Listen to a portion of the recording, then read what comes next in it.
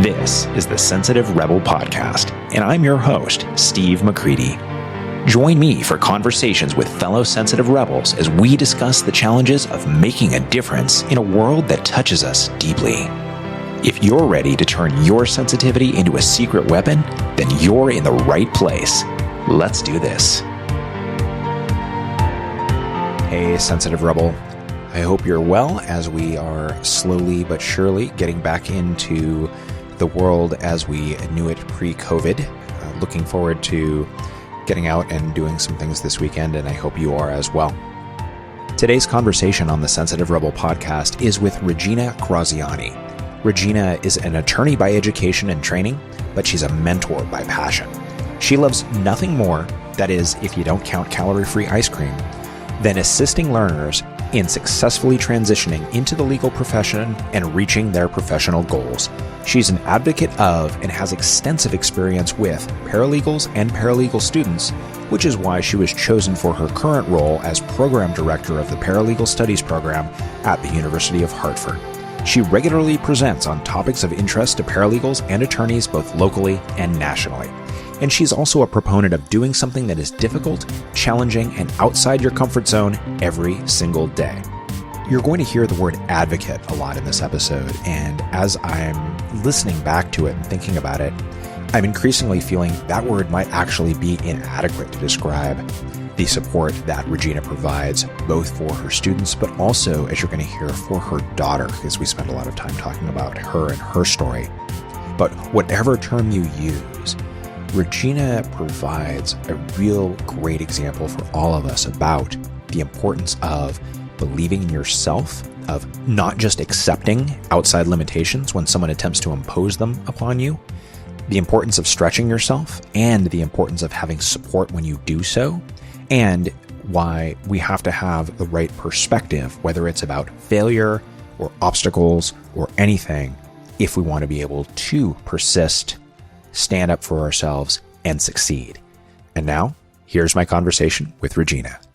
I'm going to jump right in with my favorite question, which is, what are you rebelling against? I didn't think I was rebelling against anything until I started talking with you. And then I realized that the thing that I've rebelled against most is ceilings, limitations, whether imposed by ourselves or other people. And when I look back at the things that I've been struggling with or fighting against, that's the common denominator.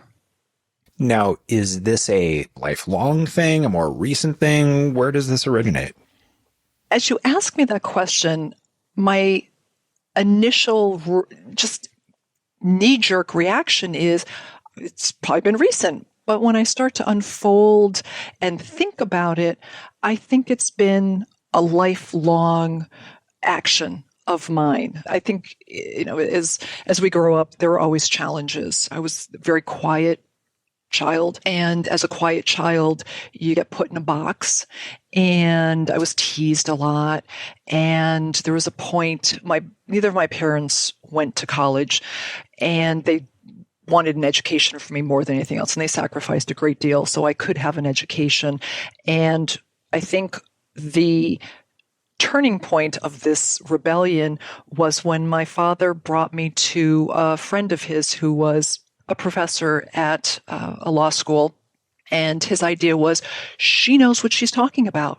She can help Regina. She can guide her. She can tell her. And I was still in college. And the woman, very well respected, she's deceased now, looked at me. We were sitting at her dining room table having dessert and tea, and said, "You're not law school material. You didn't graduate from an Ivy League school. You should probably think about something else." And my father was devastated. His father, as an immigrant, didn't believe in education, believed in getting out, making money. So he didn't have the opportunity to go to college. My mom was brought up very poor, and college just wasn't an option. So for neither one of them, for different reasons, they weren't able to pursue this. And they knew for me to have the American dream, I would need an education. And my dad always told me, I don't care if you ever practice law, but you will have that degree, and that comes with respect, and no one can ever take that away from you. So it was really important. He didn't care if I was ever going to practice, but he wanted me to have that respect built in, that I was a lawyer. And as we left her home, my dad just sat in the car, devastated, slumped over. I was driving, and I remember looking at him and saying, excuse my language, this is the lawyer language, fuck you. I'm going to law school. And I think that's where it started, that don't tell me what I can or cannot do based on a preconceived notion of what a law student should be. And fast forward a little bit, I went to law school. I was accepted to a very good law school. I went, graduated, passed the bar, and became an attorney. And the first thing that I did when I got my first acceptance letter to a law school was bring it to my dad and said, yeah, I'll show her. So I think if there was a pivotal moment in my life, that was it. That someone told me in a big way, you can't do this, little girl. Just be happy with a bachelor's degree and go work in some office. I have a couple questions here. One is, did you go show her your acceptance letter? No, I didn't. I think that was the demure part of my upbringing, that nice ladies didn't do that. But I think my dad may have called her and told her. I would have been really tempted to, I don't know, mail her 50 copies of it or something, probably. If it was today, if this happened today, I would have walked, maybe last year, since most campuses are closed down, presuming she was still alive, I would have marched myself right on to her campus and into her office. And as a scene, what comes to mind is that scene in Pretty Woman where she comes back in with all those bags and you didn't want to wait on me, right? Mistake. Big mistake. That's what comes to mind. You didn't think I was going to get into law school? Mistake. I'm at a better law school than you're working at. That's the petty side of me, but actually, I don't think that's petty as much as it's a thing of standing up for oneself after the fact, right? It's like, you know what? You didn't believe in me and you were wrong. I did believe in me, and check this out. Now, going back to this event, this person who is allegedly an expert and would know such things says to you, yeah, you're not law school material. And what do you think it was about that statement and that moment that triggered this, oh yeah, watch this sort of reaction for you? Because I was always underestimated, because I was quiet. I think quiet, shy people tend to be ignored or overlooked. And I think also my parents worked really hard and sacrificed a lot so I could have a good college education. And the importance to my father of me having something that he didn't have was a motivating factor, that I wasn't going to embarrass my parents. I wasn't going to let them down. I think it was as much their dream as it was mine, that while they did very well for themselves, they struggled horrifically. They didn't want that for me. So I wasn't only achieving something for me, it was for my parents as well. And it just was too important to let go. Knowing some parts of what has come since then for you, it's easy for me to look at this moment and go, oh, here's the beginning of Regina, the person who is standing up, not just for herself, but for others, for people who aren't given enough respect. This feels like maybe where that began. I don't know. I think it did. David Goggins is one of my favorite people, and he talks about going through adversity, and those hard moments become cookies in our cookie jar. That when we're going through more hard moments, we pull those out and we look at them and say, we got through this, so I can get through this other struggle. And I think that it has been a cookie that I've pulled out, that if you were able to do that when people didn't think that you could, then why can't you do this? And it's a mindset. For sure. And nothing I ever thought about consciously.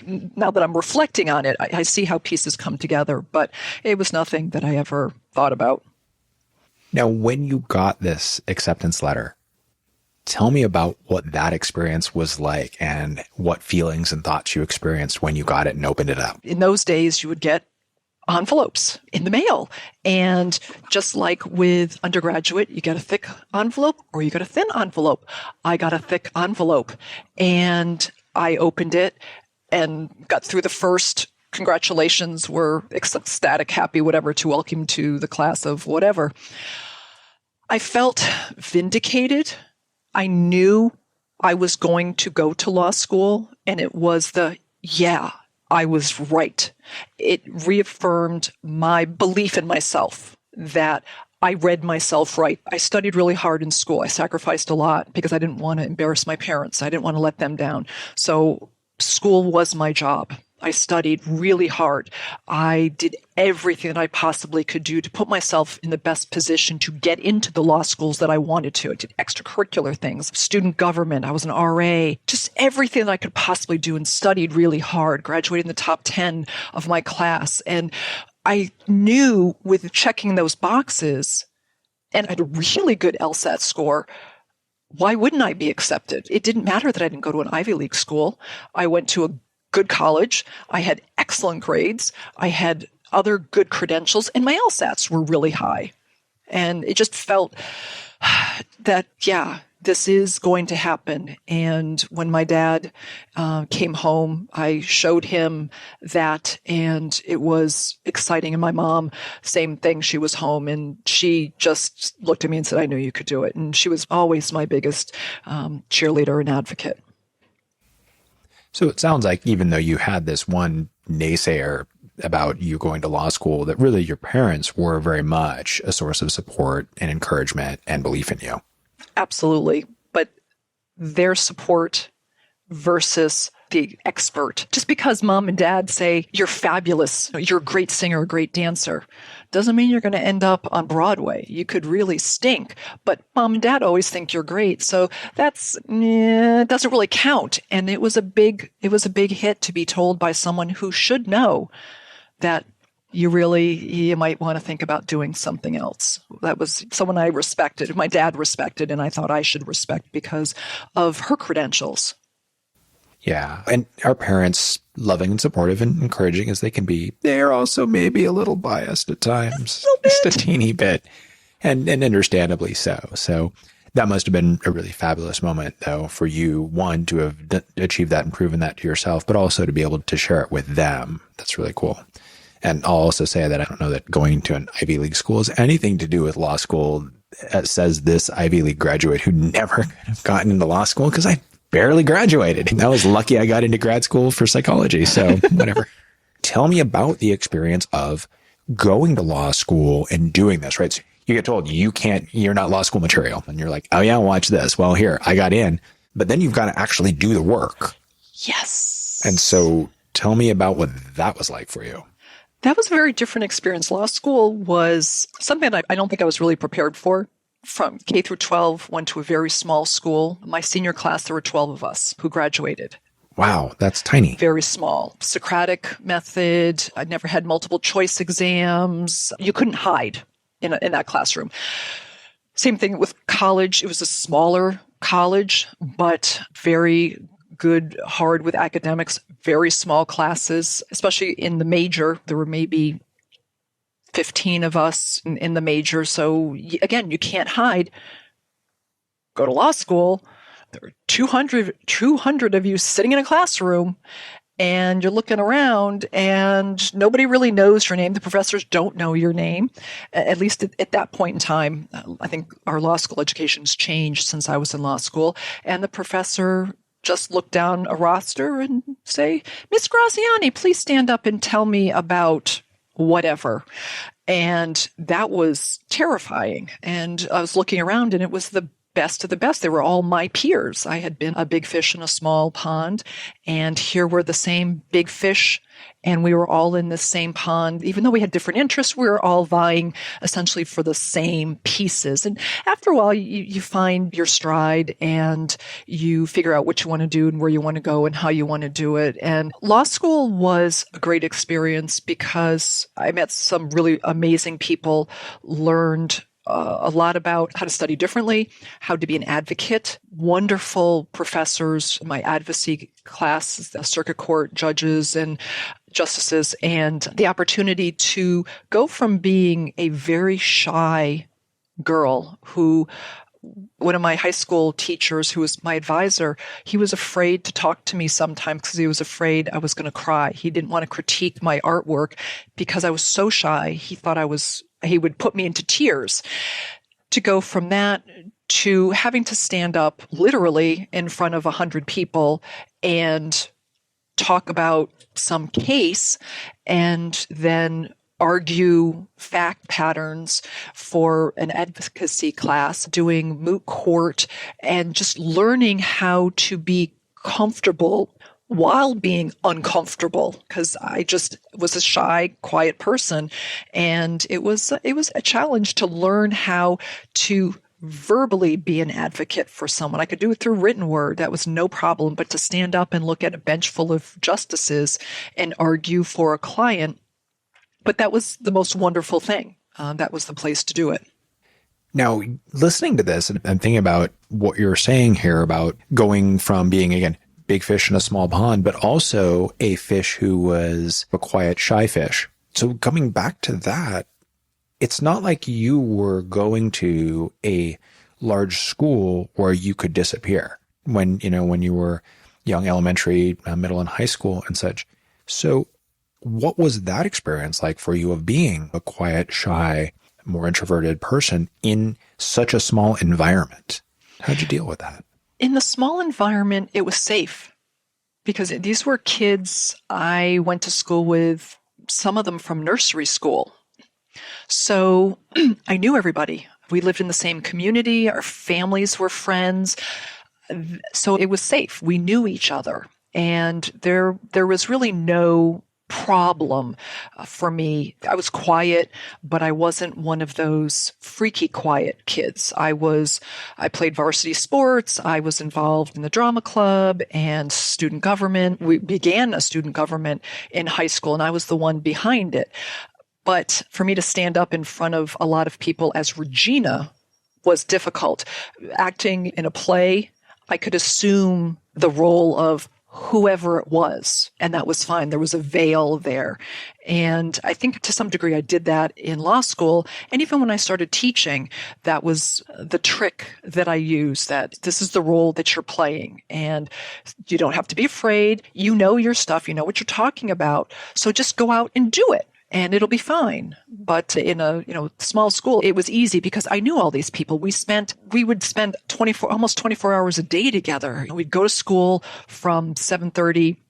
Maybe a bunch of us would carpool together. So we might have breakfast first, go to school, then play sports afterwards. Then one of our moms would pick us up, and depending on the night, we might all go to someone's house for dinner and have a sleepover, and then go home the next day. So these were almost like siblings, and it was very safe. And nobody was competing against each other. In this particular school, we were very supportive of each other and wanted to see each other succeed, whereas law school, not so much. It was a little more cutthroat. What I'm getting here is, this sounds like, as I'm hearing this, one, I'm jealous, but two, I'm like, this sounds like just this, because it sounds like just this extended sort of family.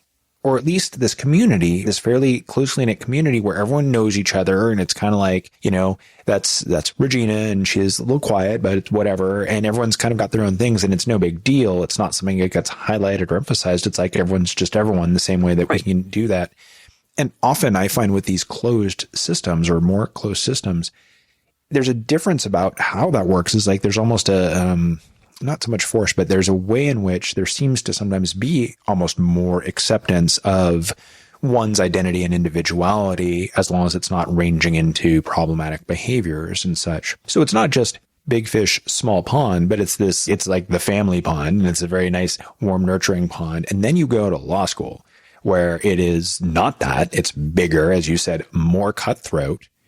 And so I would imagine that probably required some adaptation and might have been a little bumpy for you in some ways, besides just the class piece. What about the social aspect of it? You're meeting a lot of people and sifting through. I don't think law school's any different than grad school or undergraduate. Everybody's in there and vying to see who the friend groups are going to be. And you talk to a lot of people and you're like, no, not really my type. And I would say in a few weeks, I found a friend group, and we were all very different, but we maintained friendships all through law school. And being an only child and being quiet, I didn't mind being alone and being quiet. So I found a lovely table in the lower level of the law library where I stayed most of the time. My first 2 years of law school, I had a roommate. We looked similar, but we were very different. Her third year superlative was most likely to be killed by her troops if she were a general. My superlative was most likely to enter a convent. So we got along fine. We did moot court together, but just... This feels like the plot from a movie. You can't make it up. People would get us confused once in a while, and we didn't think we looked alike. We were about the same height. Our hair was about the same color. We both wore glasses. But beyond that, I guess it was close enough. So I mostly stayed to myself. I had friends, but I wasn't a big social person. I was in the library studying, reading. Again, I was in law school, and I did not want to embarrass my parents. I did not want to let them down. This meant a lot to them.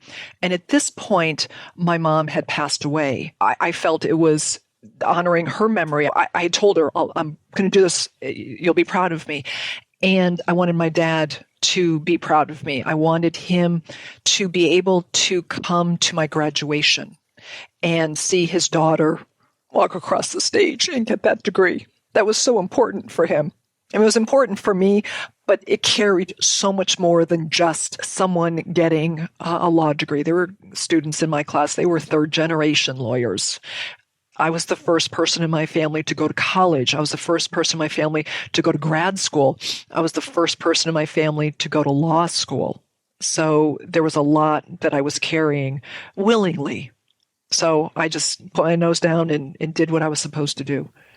And that's the thing that I wanted to ask about, because I'm thinking about that, about first to go to college. And as long as we're going to go to college, let's do law school too. Yeah, why not? First to really do this. And with the real awareness of how much this meant to your father, some people would find that a real problematic sort of pressure. But what was your experience of that awareness of your position and the importance to your father and all of that? How did that impact your not just approach to law school, but your experience of it and how you felt while you were doing this?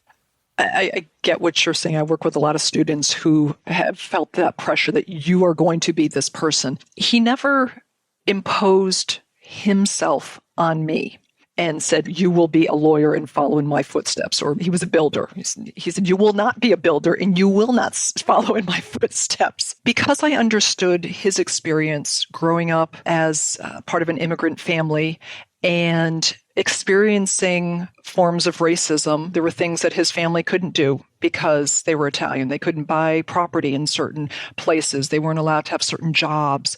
So that weighed heavy on him. And I understood why it was important for him that I had something that would, in society, be something that would provide me with a degree of respect right out of the box. Forget about my last name. I have a law degree. I'm a lawyer. While he did well for himself, he was a very quiet, humble man. I think he was embarrassed a lot. He wasn't embarrassed by his heritage, but I think he was embarrassed by the experiences that he had. And he just always seemed like a broken person to me. He was the person who would go off in the corner and not say a word.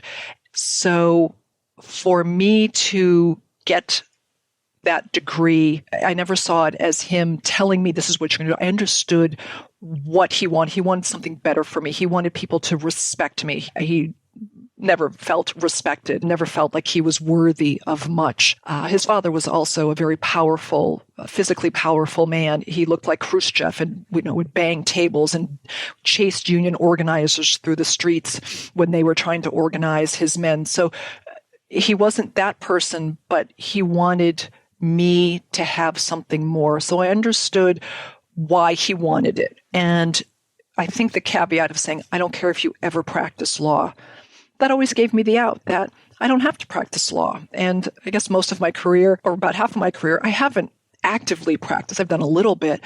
I've used that degree for something else, but it was his way of trying to ensure that I had better status, perhaps, in society, that I had respect, that I wasn't going to be walked on, whether it be as a female in society or as part of an immigrant experience. Whatever he had experienced, he wanted something different for me. He didn't want me to have limitations. It sounds like what was happening is you recognized he was trying to create an opportunity for you. Yes. To be able to have something better because of the difficulties and challenges he had experienced. And this was your way of honoring and recognizing that, in a sense, and saying, thank you. Yes. And he was a very smart man. And I respected his wisdom and figured, here's one of two people in the world who love me unconditionally and would never do anything to hurt me and only want the best for me. He's got a lot more experience than I do. Maybe this guy's onto something. I should at least listen. And it's not going to hurt me. It's education. So you go through law school and obviously graduate and pass the bar, because one does not practice law legally, at least, without passing the bar. Correct. So tell me, though, about your experience of getting through the end of law school and then how you went from there into your career. I practiced law for a number of years, not a large number. When I went to law school, I wanted to be a prosecutor. That's all I wanted to be. There were no prosecutor jobs when I got out. Even knowing the chief prosecutor in our state, there just were no jobs. So I looked around, found another niche, practiced in a boutique firm with a absolutely brilliant woman who she and I are still very close to this day. Amazing attorney, just brilliant, wonderful person. And while I was in practice with her, I decided that I'm getting married. And once I got married, shortly thereafter, I was pregnant. And my husband and I at the time decided that it would be appropriate for me. I was a litigator, so I was working a million hours, that having a baby and having that kind of lifestyle probably wasn't the best idea. So I was going to stay home. So I left that position and did some temping while I was pregnant, and then had a baby. And turns out that she was born with some birth defects, some birth anomalies. And I spent, the better part of 6 years flying back and forth between our home in DC and going up to Boston to different doctors. And around that same time, I was losing my mind, just sitting home doing nothing, because all of my friends were working. I wasn't into garden club or stuff like that. I want to say I'm an academic, but I wanted to do something more than just sit around and go to doctor's offices. So there was a local college, career school that had a job opening to teach a law class. I thought, one law class, that'll be fun. I can do this. I can juggle this with my schedule. So I applied. They interviewed me. I got the position. Within maybe 3 or so years, I was running the paralegal program. I'd been elevated to lead instructor. We would have instructors who just would quit in the middle of the night. They'd fax over their resignation, and I'd come in the morning, and the head of the school would say, "So, how do you feel about teaching family law today at 2? Excuse me? Oh, yeah, so-and-so quit last night. So, sure, no problem. I'll get right on that. No problem. I know nothing about family law, but I can read the textbook and do some research and go with it. So I did that while I was spending my free time flying to different doctors with my daughter, and being an advocate for her, essentially. And then, she was about 6 when the position at this university opened up for program director of a paralegal studies program. I thought, that's the next step up. It's a bigger venue, more students, different opportunities. I applied, and here I am. I'm curious why you wanted to be a prosecutor. I mean, there's a whole bunch of things in what you just said that I want to explore more, but I don't want to forget that one. So yeah, what made you decide that I wanted to be a prosecutor? Because I don't really equate this kind of quiet, shy, obviously very intellectually interested and engaged person, but I don't think prosecutor immediately. So tell me about that. Maybe Perry Mason had something to do, although he was a defense attorney. I think from a very early age, I had a very strong sense of right and wrong. Maybe that's my Catholic upbringing. Maybe that's the way I was brought up, at a very strict sense of what's right and what's wrong. And if you do harm, you deserve to be punished. That seemed like a great way to go. And I had a great opportunity when I was in law school to be an intern with our state's attorney's office. And I got to work on a capital felony case, which was amazing. That's the first case as a not quite lawyer that I got to work on. It was a drug case. It was a shooting in Hartford, and it was amazing to work on. And that was like, yeah, this is what I want to do. This man killed somebody else. He deserves to be punished. There is this very strong sense for you of I don't even know if right and wrong is so much it feels almost like a justice sort of thing. Yeah. Or addressing injustice. Yes. So I could certainly see in that case how this is something that would speak to you. But what else about that experience? You described it as great. And it sounds like such an intense and maybe kind of scary thing for someone like me. I'm like, wow, that seems just like over the top, but obviously not for you. So tell me about that and what it was about it that you were so fired up about. I think I was fired up because there aren't a lot of Connecticut no longer has the death penalty. But at that time, even having the death penalty, there weren't a lot of those cases kicking around. So the opportunity to work with two very seasoned prosecutors on a capital felony case was amazing. Both of the attorneys I worked with had brilliant careers, were very thoughtful, were contemplative. They weren't yahoos. They took very seriously their oath and their obligation. So to cut my legal teeth with them on this particular matter was great. And it exposed me to the system in a way that a textbook or classroom doesn't. You learn about different things in school, whether it's high school, college, law school, whatever. Here it was rolling out. Here we're doing voir dire of potential jurors. How do you find jurors who are going to be fair and impartial on a matter that most of us, if I threw you the fact pattern, you'd be like, lock him up, throw away the key, or stick a needle in his arm and have him be done. How do we find within our society men and women who say, yep, I will suspend my personal views to listen to what the evidence shows, what the state and with the prosecution and the defense attorneys are going to show, and I will follow the rules that the judge is going to give me on the elements that are necessary to convict this gentleman of these charges. I have no background in psychology or sociology, but it was fascinating watching that and then seeing the evidence come in. And while I was working on that case, there are other cases that are coming through, felonies, and we'd sit around the lunch table and detectives and other prosecutors would bring in crime scene photos from cases they were working on as we're chomping on a salad or eating a sandwich, looking at bullet hole trajectories in bodies or blood splatter in rooms. So all of this was a new world of things that I'd never experienced. I grew up in the suburbs, very safe. These were things that I never experienced in my life, although I knew the locations. Every case that we were working on, I knew where these places were. I'd driven down those streets, and there's another side to that community. But again, it was justice. You look at the victims, and it's not the ending that they deserve. They may have been criminals, but did they deserve to get their brains blown out at point blank range while they were sitting in the car eating a slice of pizza? That doesn't bode well for a civilized society. As citizens in a civilized society, we want safety. We want security. We want to know that we can walk around on our streets and be safe from bad things happening. So there's a whole bunch of that wrapped up in that experience. There's two things that are jumping out to me. One is getting this experience of actually being connected to the actual process of practicing law.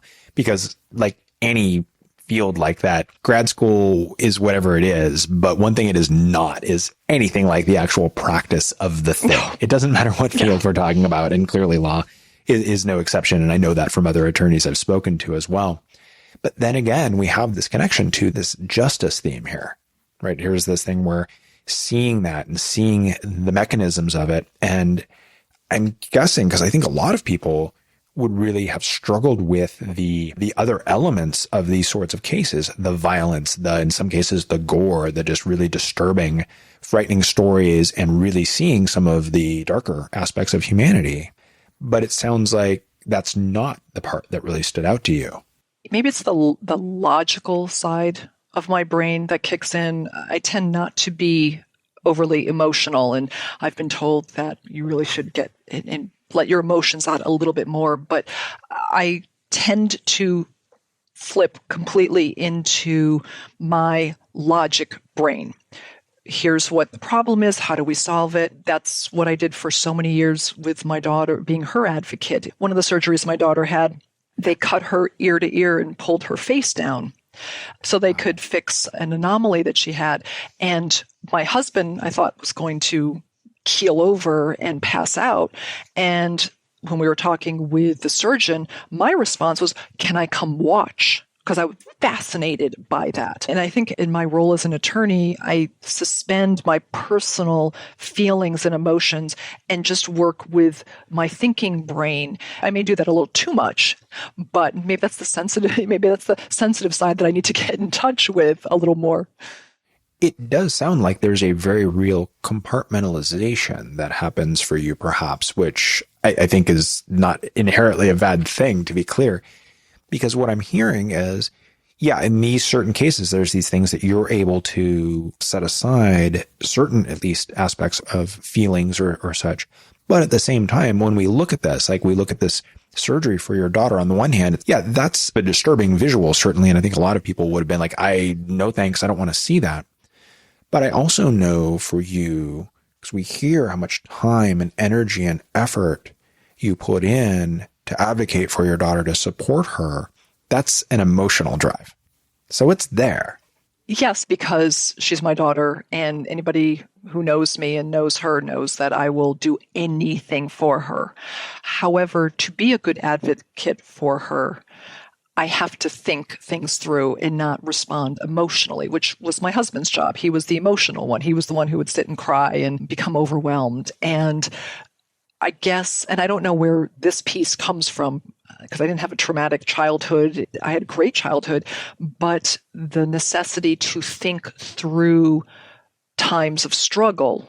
I'm probably better in crisis than I am when there's no crisis, because when the shit's hitting the fan, I'm doubling down and have laser focus on what I'm doing. I don't know where that comes from, but absolutely the foundation of being able to be her advocate is emotion, that she's my child, and just as my parents would do anything that they could for me, that's my job as a parent, is to do whatever is possible to give my daughter a better life and a better experience than she otherwise would have.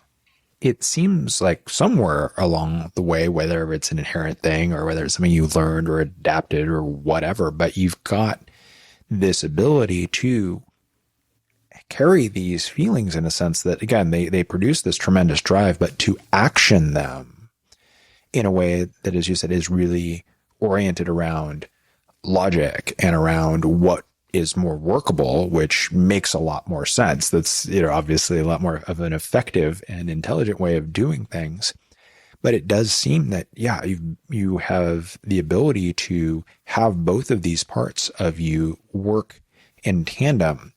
But it sounds like something that to you is almost a kind of, that's just who you are, how you've been, not necessarily a thing that you had to, say, develop or evolve.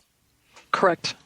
Do you think that's something that you might have picked up from observing, say, your father or other people you grew up around? It may have been a response, because I said my dad was a wonderful man. He was a saint. People walked on him. He put us in bad financial positions because he was trying to help people out. And maybe subconsciously there was a reaction into that. That's not how I want to be. On the flip side, my mom was a person who she could walk into a room and everybody would turn around, and she could work that room she had a velvet paw. She was wonderful. She should have been a politician, but she had too much passion. But at the same time, she was my advocate. And there were two instances in my lifetime where there was no doubt that she would have done whatever she needed to do. When I was in middle school, there was a boy who was I think I was in 7th grade and he was in 8th grade, and he was picking on me all the time. And he was much bigger. And because it was a small school, she knew who he was. And one day I came out of the school and she was 5'3", and this guy was maybe, I don't know, 5'10", 6 feet at that point. She had him jacked up against the side of the building, telling him to leave her daughter alone or he'd be in a lot of trouble. She was this little tiny thing. And he was like, yes, ma'am. Yes, ma'am. I'm sorry. He was my best friend after that. And then there was a situation when I was a freshman. They were freshmen in college, or my senior year in high school. I was dating a guy who was not, my parents did not like him, and with good reason. And there was a situation where we had been out and he came to the house 3 or 4 times while we were gone. We got home like 8 o'clock at night. He shows up on the doorstep demanding to know where I've been all day. And this was before cell phones. And was I with somebody else, and blah, blah, blah, blah, blah. We were standing in the living room. My mom walked from the family room through the kitchen, grabbed a knife. And this guy was a nationally ranked kickboxer, 6'2". My mom, again, 5'3", maybe had heels on, make her 5'4". I'm standing in a living room with off-white covering and off-white carpeting. And she grabbed a knife off the counter. It was a cake knife, but it was a long knife. She walked in to the room where he was yelling at me, put the knife to his throat, and said, "Get the hell out of here before I kill you. Don't you ever talk to my daughter like that." The only thought that was going through my mind was, how am I going to get blood out of white carpeting? That was the only, because it wasn't a matter of if she was going to do it. There was no doubt in my mind that she would have done it. And the only thought was, how do I get blood out of off-white carpeting, off-white wallpaper? This is going to be bad. There was not a doubt in my mind. So whether I was more like her or a reaction to my dad being a very kind and very gentle person, well, then we can throw another thing in. We want to go to the woo-woo side. I saw a parapsychologist once, and she said, in a past life, you were a Roman soldier. So then there's that piece too. So I don't know. And of course, all of these things are always to some degree a guessing game anyway. Let's be fair about this. But at the same time, one of the things I'm struck by though is the intensity is really the word that comes up for me as I'm listening to these stories about your mom, especially when you get somebody who is short, 5'3", and it just suddenly she's got this knife that's probably as big as her head up against this guy's throat. It's like, whoa. But you also see how deliberate application of power in the right moments, in the right ways, can also be very effective. Because I'm sure he probably didn't mess with you after that. No, he didn't. We broke up shortly after that. Not surprising. Not surprising. All right, so I'm going to jump back ahead now to where we were before I last jumped backwards. Okay, so you get this position, and tell me about that work and how things proceeded for you career-wise from there. I love this position. I'm the director of the oldest paralegal program in our state. We were the first ABA-approved program in our state. We work primarily with adult learners. So the students I see are students who started college perhaps 20 years ago. Maybe they dropped out, maybe they flunked out, maybe they got married. For whatever reason, they stopped. And now they're coming back. I also work with a lot of first-generation students, the first ones, like myself, to come to college, and they're scared. They don't know what to do. They don't know what this college thing is about. It seems like everybody around them knows what they're supposed to do because their parents are telling them, oh, this is what we do. And they don't have that experience. So I am so blessed to work with students who are driven to complete a degree, or they may already have a degree. We have a certificate as well, but they want something more, so they may have a degree in English or engineering or whatever, and they want to enter the legal field, whether it's as a paralegal or ultimately becoming an attorney, and they are here. So they're a wonderful group who are driven, they're smart, they're focused, and just wonderful to work with. Tell me some more about these folks and like their characteristics and what makes them so enjoyable for you to be working with and supporting. Clearly, it has a lot of meaning for you. So tell me about what it is about it that brings that meaning out. Yeah, absolutely. There's something special about sitting down with a student when they're first starting and listening to their story, why they didn't finish. Perhaps a student failed out. They started college when they were supposed to. They weren't ready to go to college. They failed out. And their parents said, we're not spending money on this. Go figure it out. When you're ready, you go back. Fast forward 20 years, here they are, but they still have that fear of failure. And added onto that is, I'm not 18 or 20. I'm a grown adult in a classroom with kids who they're natives to the technology.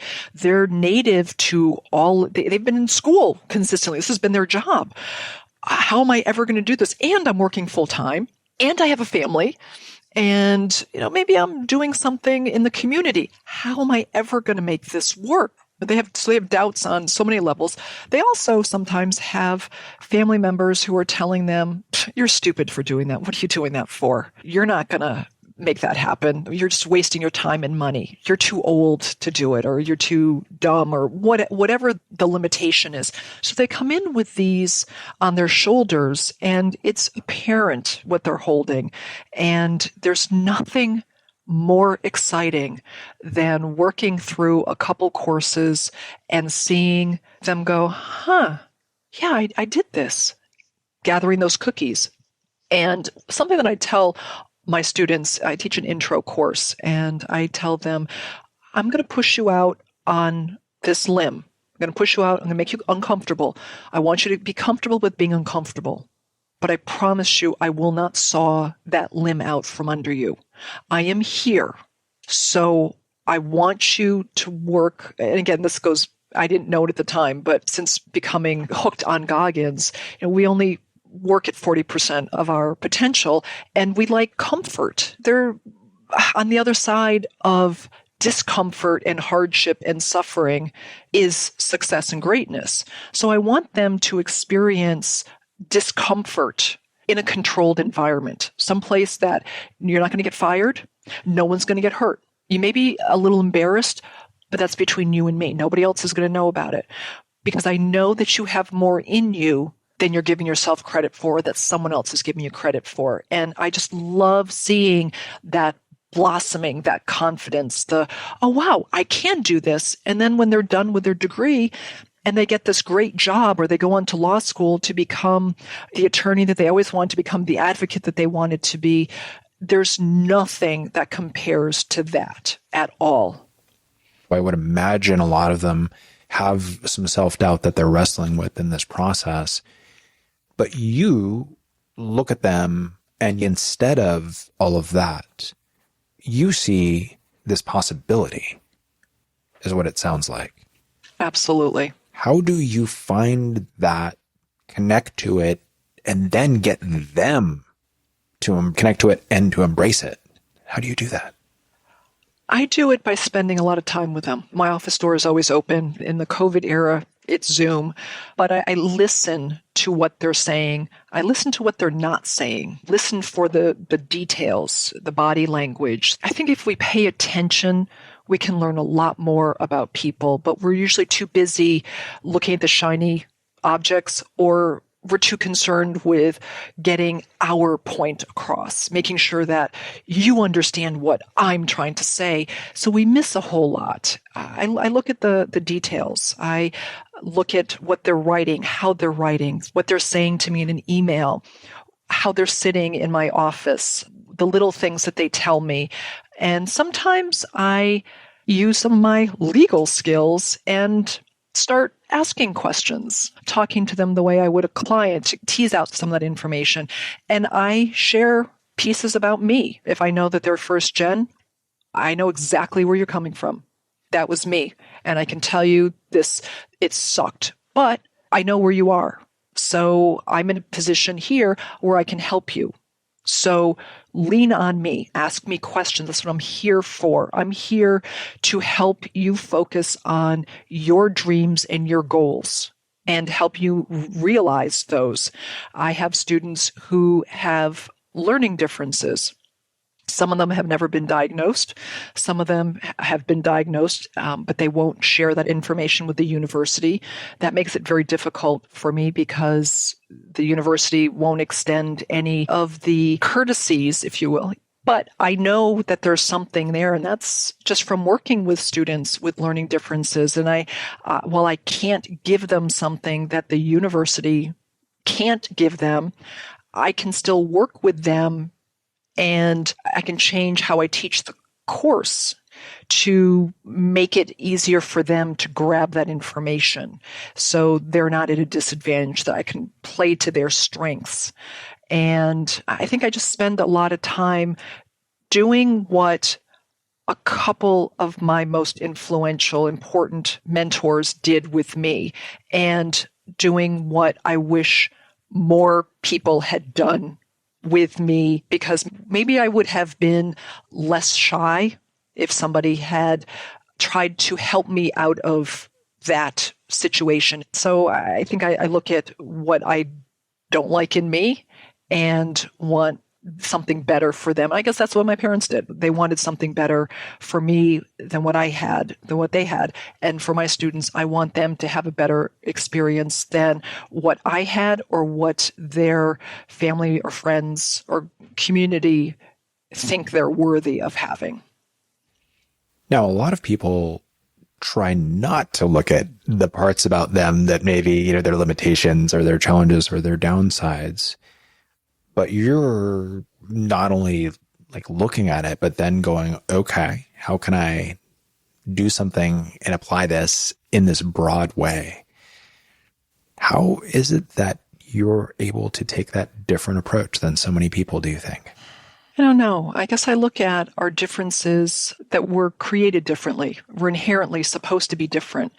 And I think starting at that point, I'm not expecting everybody to be alike. So we're all different. You're better at some things than I am. I'm better at some things than you are. That's normal. And where I'm not strong at something, how do I get better? I get better by doing it over and over again, maybe callousing my mind a little bit and getting over being embarrassed. How do you become a better runner, a cyclist, a softball player, guitarist, whatever? You have to get rid of your ego and just dig in and do it. And there's so much to be learned from the process of digging in and suffering a little bit, and maybe, showing that I'm human, that I don't have all the answers, but I'm willing to go on a journey to find them with you.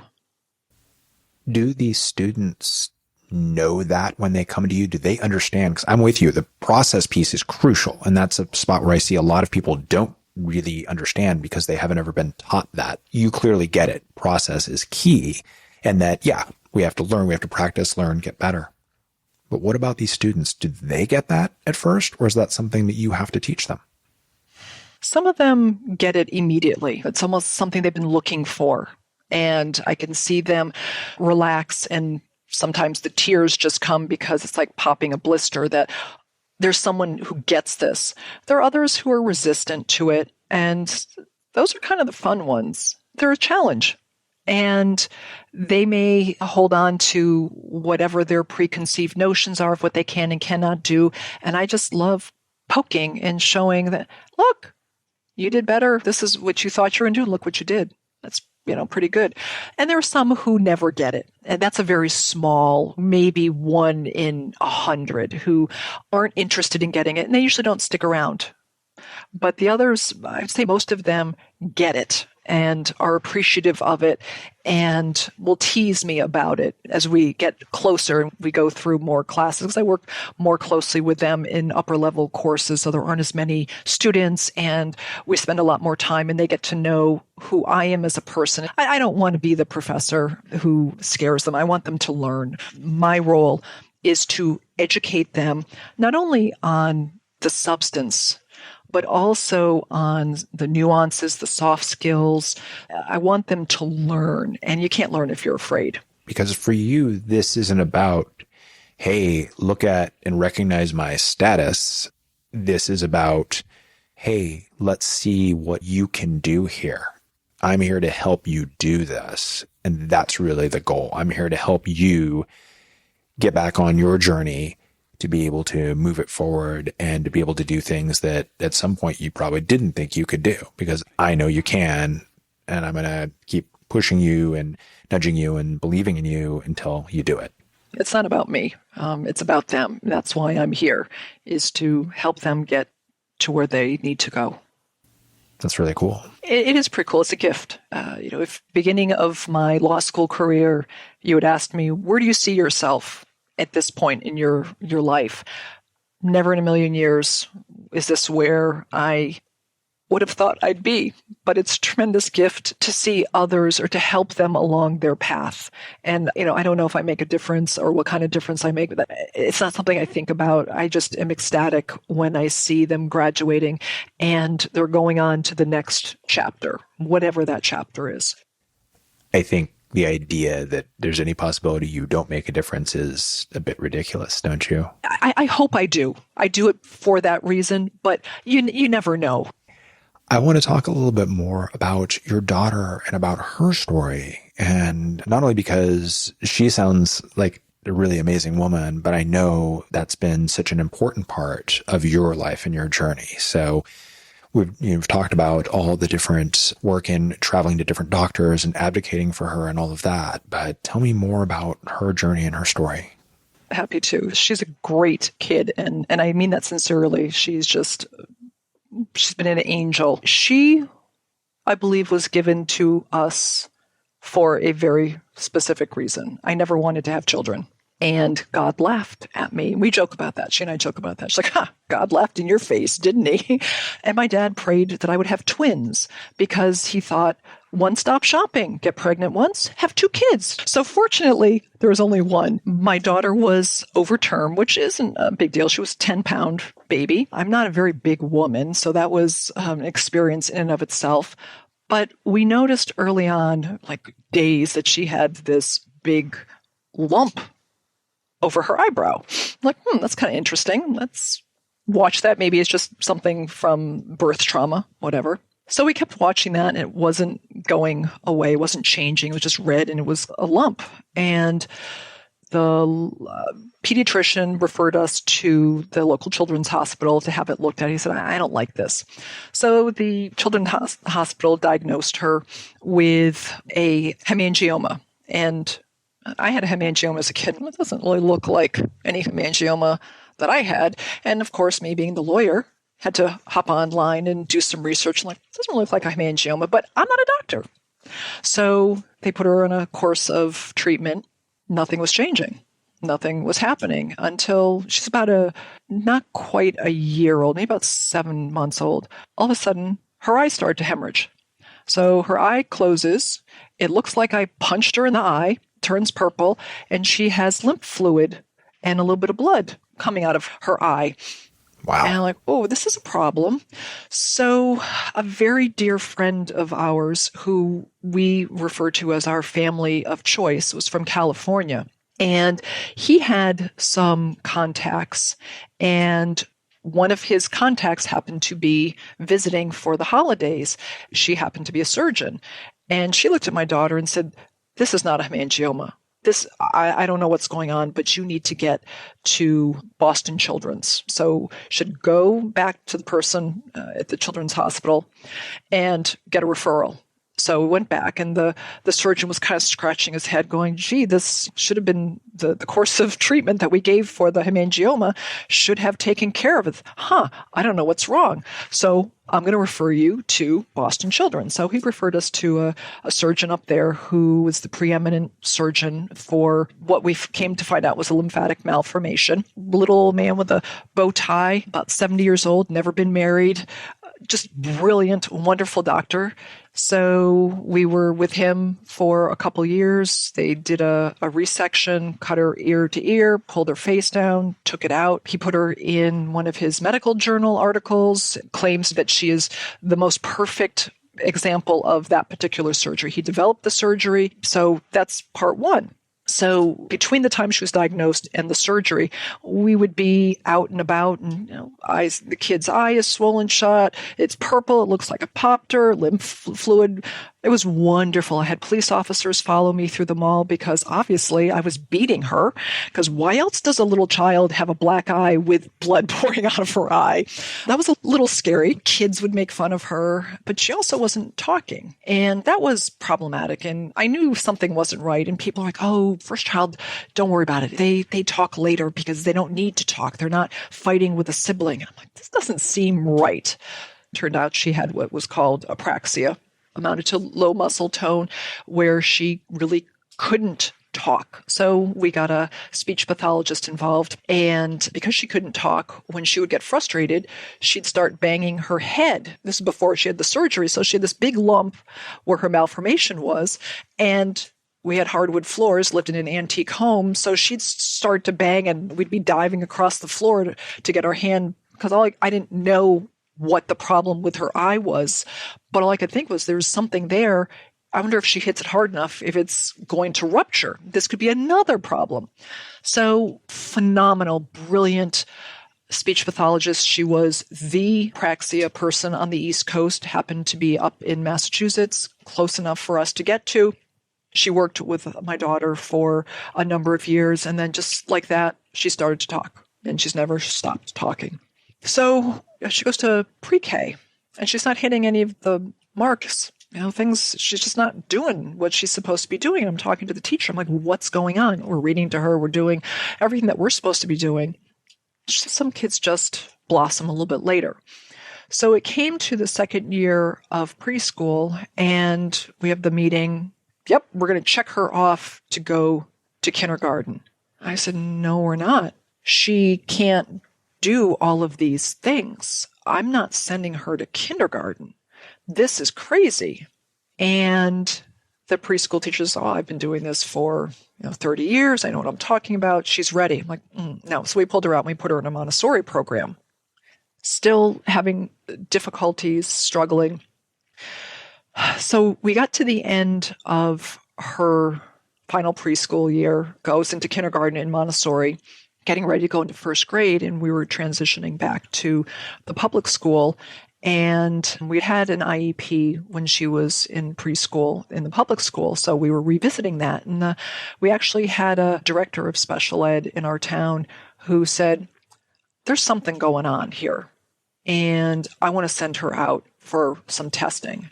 And I said, okay, good, because we were going to do it on our own because I knew something wasn't right, but all the research that I was doing, I wasn't finding that.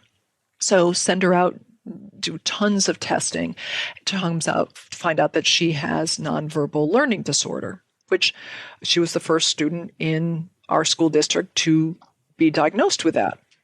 So she's going to start first grade. All during this time, from preschool to first grade, we're also going down to DC for therapy with Dr. Harry Wax, who was an amazing behavioral optometrist. This guy was just brilliant.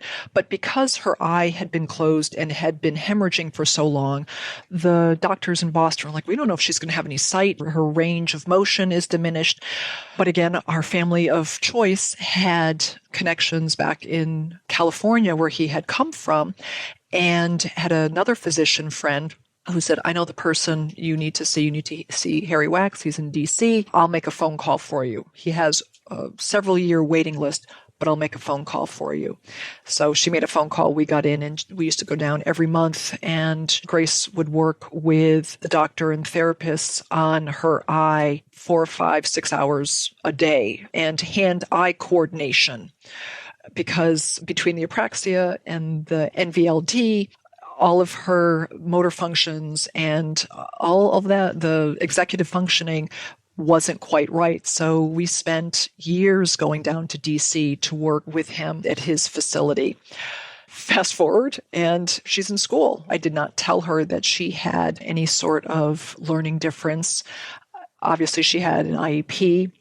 She got extra help, but I struggled to even get that help because I knew having a label could be detrimental to her. But I also knew if she didn't have the label, she would never get the help that she needed. So we decided to go with the label. When she did start preschool, initially she was nonverbal, and the school was like, oh, that's too bad. And I said, well, what do you mean that's too bad? She signs. Don't you have someone who can sign? And they said, it's, I said, if she spoke a foreign language, wouldn't you have someone who could interpret for her? And they said, yeah, we might have someone to work with her. I said, well, she signs. That's her way of communicating. So we were fighting legal battles when she was 3 years old to get her services. So she signed for the first 4 years of her life because she couldn't speak. So as she goes through school, she doesn't know that she has NVLD. She knows that she struggles with some things. And as I say, there's some things that you're good at, other things that I'm good at. We're not all good at everything. So here's some extra help. We get to 8th grade, and at that PPT meeting, they called the students in because they're transitioning to high school. And at that point, the student has to be involved. And I was like, oh, I forgot about this little piece. I guess I need to tell her. So I explained to her what was going on. And she said, okay, that kind of makes sense. Some pieces started to fall together for her. And it was fine. She was good with it. First 2 years of high school were absolute hell for her. Students picked on her. She had one teacher in particular who refused to give her any of the accommodations that she'd been provided in her IEP because my daughter didn't look like she needed them. What exactly is she supposed to look like? So there were some struggles within the school system. We have a good high school, a lot of very high academic achievers and a lot of really good athletes as well. So the idea that she didn't look like she had something wrong with her. One teacher told me that, yeah, I think you're just playing the system. I think you're just trying to get something for her. A number of contentious PPT meetings, a number of contentious interactions. Because she had an IEP, teachers just passed her through. They figured she's not going to school. She's not going to go to college. No big deal. And they told me, yeah, she's not college material. She's not going to go to college. So I've heard this story before. A little similar. Yeah. And I interrupt not just to make the bad joke, but also because I'm wondering what that was like for you to hear that being said about your daughter. When I was interacting with the school district, I was her attorney. Her principal initially thought I was her attorney. They didn't know that I was her mom until she called me mom one day. And he looked at me and I said, when I'm here, I'm her advocate. I'm her attorney. I'm not her mother. Thought in my mind was always, oh, hell no, you're not doing this to her. She's not going to be one of these other kids where parents go, oh, okay, what you're giving her, we're thankful for those scraps. No, that's not the way it works. That's not what the law says. That's not my role as an advocate to say, oh, that's good enough. I would always ask for more than I wanted because I knew they weren't going to give me what I wanted. But if I asked for what I wanted, they still weren't going to give me that. I'd get less. So ask for more. All through high school, her first 2 years, I had found, years earlier, I had found a boarding school that is specifically for children with NVLD and spectrum, because a lot of the learning is similar. While the diagnoses are different, the same therapies and the same approaches often work.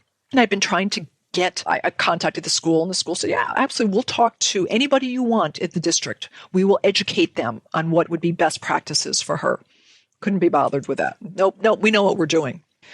And I was getting more and more angry and less patient as I was seeing her struggle more, and for no reason. Obviously, it was difficult for her, but it was difficult because nobody was doing what they were supposed to be doing. And whether they didn't have the skill set or they just couldn't be bothered because you got 24 other kids in the classroom and they teach to the middle, whatever, I don't know.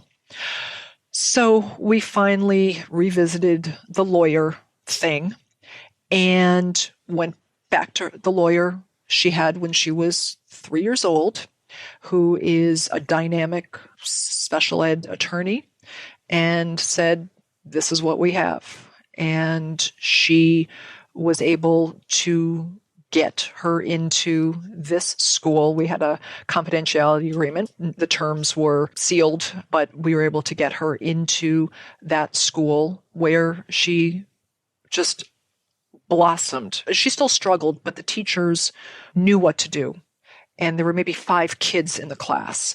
And they worked on not just the academics, but the social pieces and built the students up. And she really came into herself. And the teachers at the public school, the administration, yeah, she's not college material. I made sure to let them know when she was accepted to college. And she's finishing her freshman year. She's doing a wonderful job. But more importantly, she is a wonderful advocate for herself. She volunteers and does work with our vets. She has worked on legislation for 3 years with our state senator and one of our reps for trying to create a green alert for at-risk veterans, just like we have an amber alert. It is the same type of alert, but when a high-risk veteran or veteran at risk goes missing, that you don't have to wait 24 or 48 hours, that immediately it's like an amber alert, because we know in most instances what happens when an at-risk vet goes missing, that they're going to take their life. Her heart is with them and is just a wonderful advocate. But she has a podcast now. She's a blogger. She is, as a mom, I think she's a pretty neat kid, but she has come into her own and is helping others. Her friends here at school do not know that she has any differences. She's just a college kid. I think she's done a really good job understanding who she is and what her strengths are, and she just keeps going. And to those teachers who said, yeah, she's not going to go to college, maybe you should just look at a community college, maybe a little certificate program. She could be an aide, nursing home aide or something. That's all that was the ceiling that they were putting on her. And I think about if I had listened to them and said, oh, okay. And if I go back even further, when I was pregnant with her, I did not want some of the testing done, the Down syndrome test, because my husband and I had decided as Catholics, we will take what we get. And whatever is meant to be is meant to be. Well, the doctor I had ordered that test behind my back. And when I went in for one of my appointments, he said, I need to counsel you and recommend an abortion. I said, excuse me? He said, there's an 8 out of 10 chance that she's going to be born with Down syndrome. These markers are lining up, and I need to tell you that I would recommend an abortion. So I think back to that, and what if I had listened to him and said, oh, okay, there's this wonderful young woman who is positively changing lives of others, and she wouldn't be here had I listened to that person. And if I'd listened to the 1 or 2 administrators who were working with her in the public school who said, our professional opinion is she's not going to go, she won't be able to go to college. I don't know what she would be doing. But she not only has you for a mom and an advocate, it sounds like she's taken a few lessons from you too along the way. She's got more gumption. She's got more balls than I do. I watch her. She doesn't take any. She's a lovely girl. She's kind and compassionate and will help anybody. But there's a line that she's a good advocate for herself. She doesn't let anybody walk on her. And it's good to see. I'm sure it is. She sounds like such an amazing young woman. She still has her moments where I want to kill her because her room is a disaster and she leaves dirty dishes around. There's still that. So she's very normal in that sense, but she's doing her thing. And I know she made me a better lawyer. She's made me a better human being. And there is a reason God put her with us. She's made you a better lawyer, a better human being. Tell me more about that. For most of her young life, I was convinced that I went to law school to be her advocate because I spent so many years advocating for her on so many different levels. It was always something. I have a whole filing cabinet, 4-drawer filing cabinet filled with just her files, whether they're medical, OT, speech, her eye, her PPT, IEP, all the reports and the testing and all of that stuff. So for probably 5 years, that's all I did was advocate for her, trying to get her service, trying to get her to see doctors, and then following through. So those were all my advocacy skills, all of the things that I couldn't do for myself. I learned in law school and through all of those years to do for her. And one of my dear friends, the one from California, always used to say, if you're not vested in her, who is? And that's a duh thing, but to hear it from somebody else, that she was the most important thing, that and here's my Catholic upbringing, that when I die, I have to account for my actions. And hopefully if I'm standing at the pearly gates and God says, I gave you this child, you didn't do right by her. I gave you a precious gift and you threw it away in whatever manner. I can't do that. I have to be able to say, right or wrong, I believe that I made every decision in her best interest. It may not have been the best decision afterwards, but I went into this believing with all of the evidence, all the data that I have, that this is the best decision for her right now. And that's my role, is to be able, when I die, to say, I did the best that I could with what you gave me. You trusted me with this child. I think it would be pretty hard for someone to critique your efforts. When I'm angry with her, someone might take issue with that when I want to kill her. Now, along the way here, as you have been engaged in so many different battles, is maybe a little bit strong of a word, but all of these challenges and all these cases of advocating for yourself, for your daughter, for your students, I can imagine that there have been times where it might have felt overwhelming or a bit hopeless or a bit darker. Can you tell me a bit about how that has shown up for you and how you've dealt with that and been able to kind of find your way back to the light and the possibility to keep pushing forward? Absolutely. I don't think there's been a decision that I've made, whether it's with a surgery or some sort of therapy or school, where I didn't go, am I making the right decision? And that's, again, I guess, where my Catholic side comes out. And honestly, I just start praying and take a deep breath and think about what I'm doing, why am I doing it. It's like putting a case together, put all the data out there, all of the evidence, all the facts, and re-examine them. Did I miss something? This isn't perfect, but this is the best option.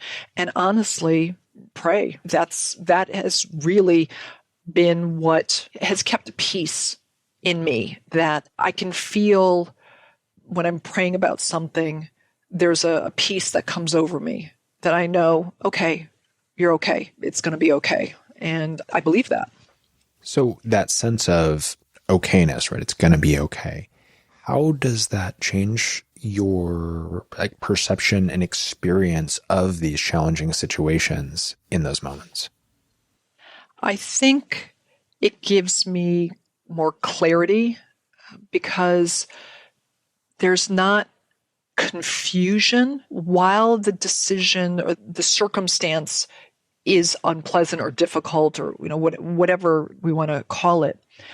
I know it's a small piece, it's temporary, and there's going to be a way out or the resolution. We're going to grow, we're going to learn. Maybe this bad experience here is going to pivot us toward something that's going to get us someplace better, like what happened early on. Okay, she was misdiagnosed. Okay, she got misdiagnosed. We almost went to court on it, but said, you know what, let's just get her where she needs to be. If she hadn't been misdiagnosed, we may not have gotten to Children's Boston. We may not have gotten the surgeon who developed this surgery, and she would not have had the absolute best care. And she could have been deformed because another surgeon who's pretty good at it, but not the best, operated, and she would look differently. So in those struggles, there are lessons. There's also a lot of gratitude.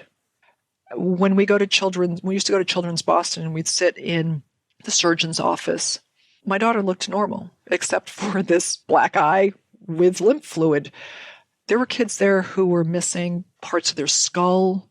They had horrible deformities.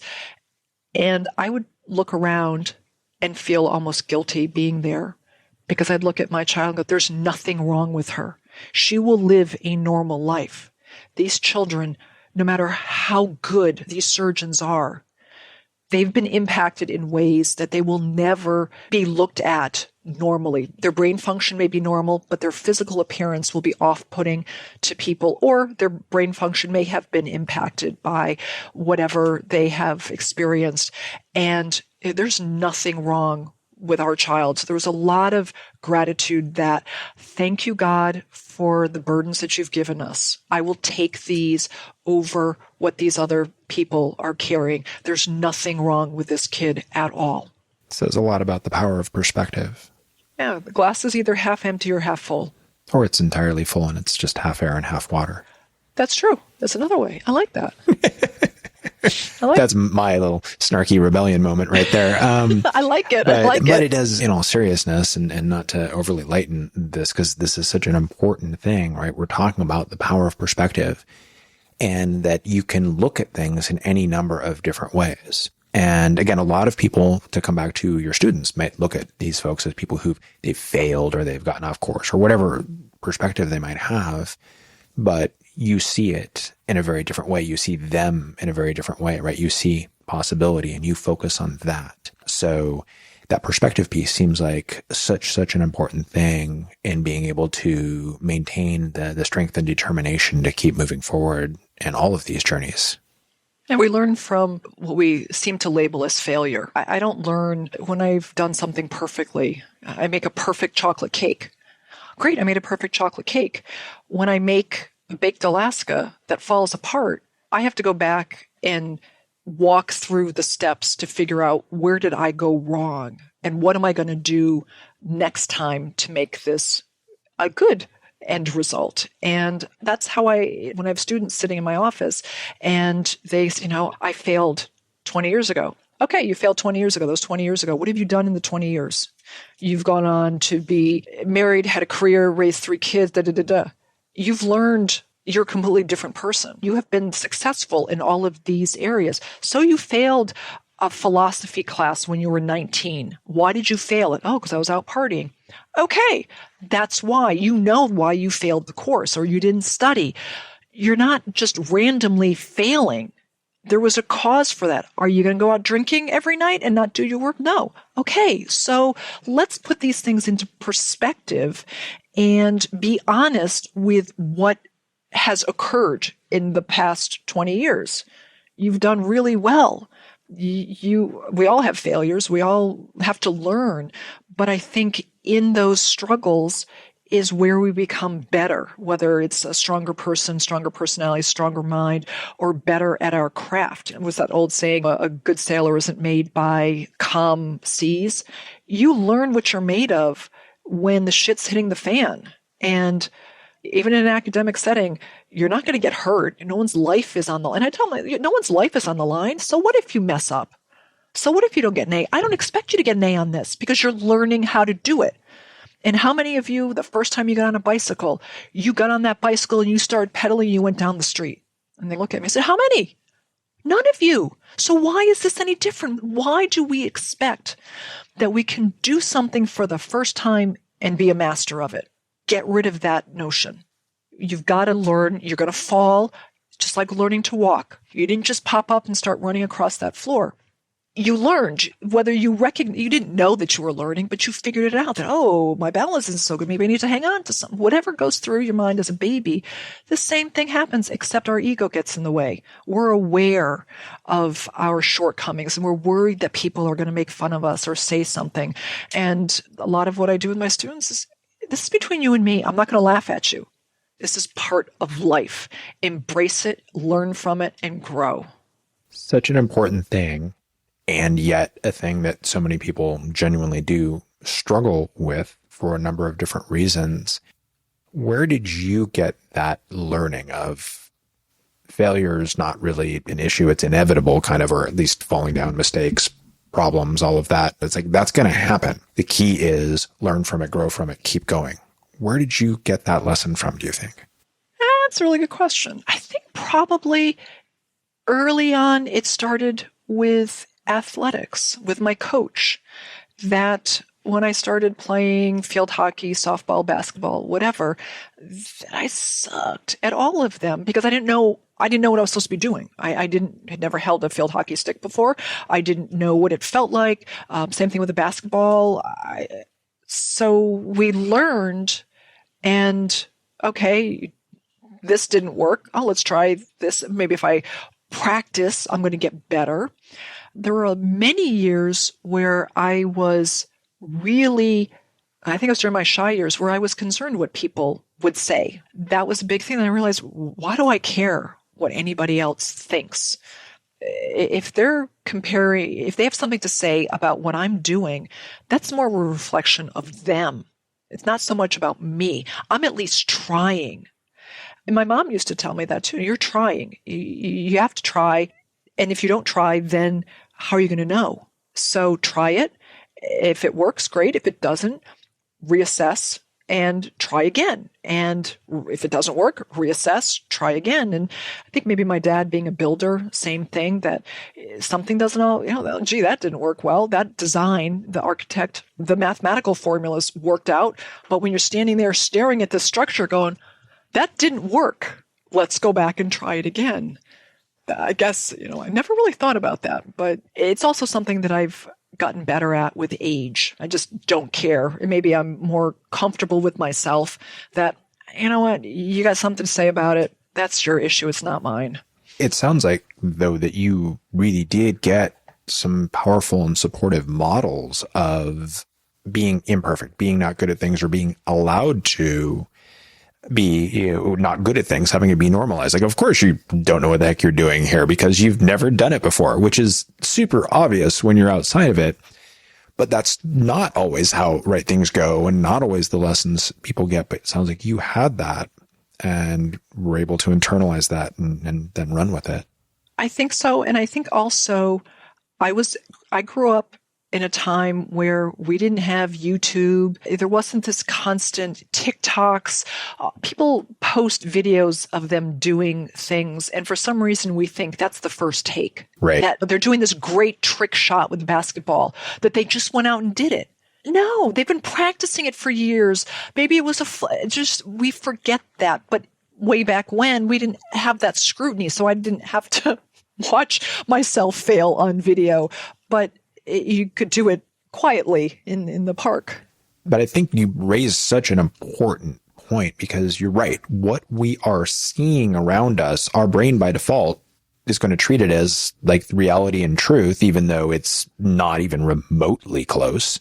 And that can really skew one's expectations of oneself. So I think that's a very good point about one of the challenges that we face in our world today, really regardless of age, although I think that might be an even stronger challenge for generations who are growing up with this stuff from the get-go. So, Regina, Where are you going to direct this, I'll call this advocacy energy of yours? What's your next mission? Do you know? Do you have another one that you're working on or what?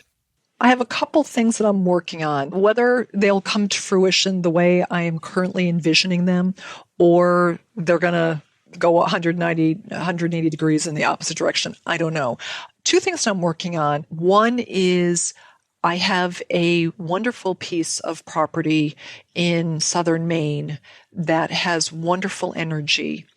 And as veterans are close to my heart, especially those who are suffering PTSD or other physical, I don't like to use the word disabilities because that is so limiting, challenges.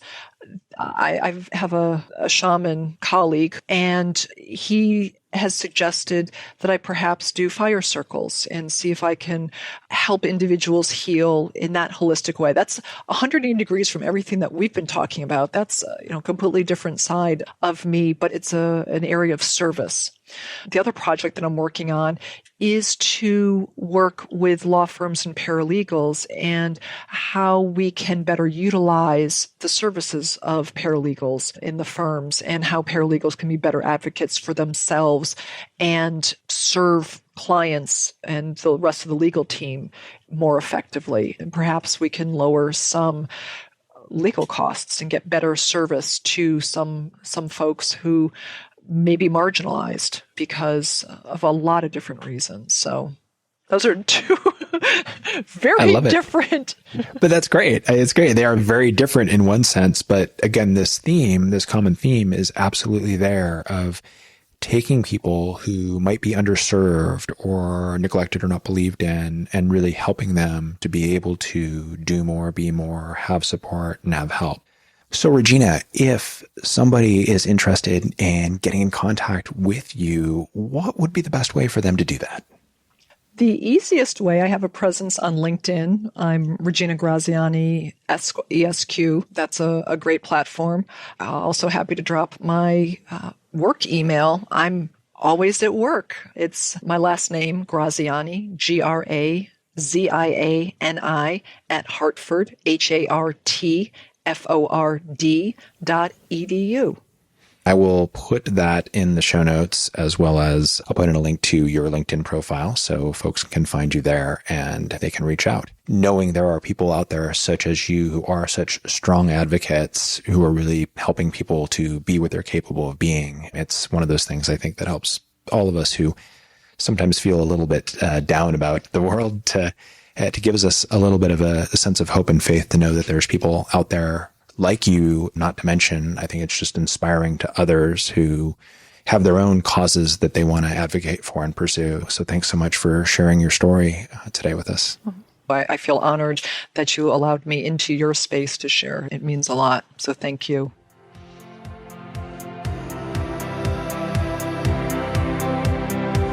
That's it for this episode of the Sensitive Rebel podcast. Thanks so much for listening. You'll find show notes, other episodes, and a whole lot more at sensitiverebel.com. We'll be back next week with another conversation. Until then, keep moving forward.